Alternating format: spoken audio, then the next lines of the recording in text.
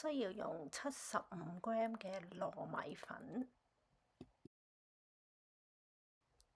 15g 嘅粟粉、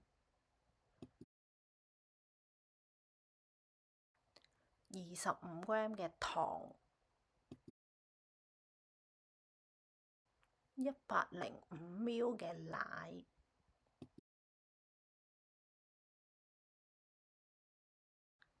15ml 嘅油，將所有材料攪勻。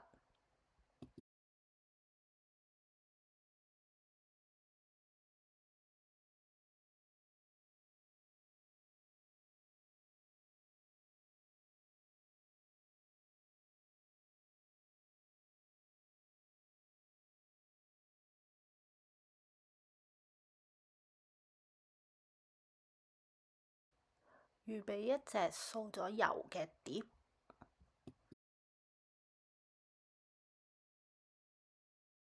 將粉漿倒入隻碟嗰度，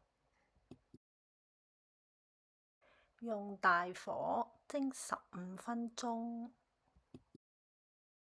另一邊就預備熟嘅糯米粉，將蒸熟咗嘅皮放涼之後，就搓圓佢。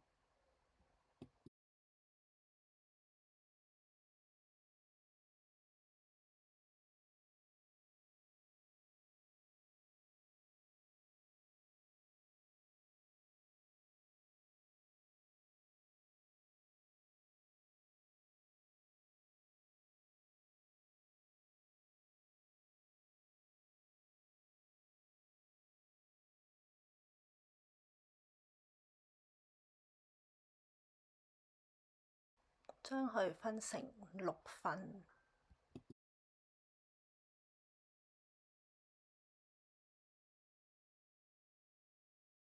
其中一份將佢搓圓、撳扁之後放入花生醬，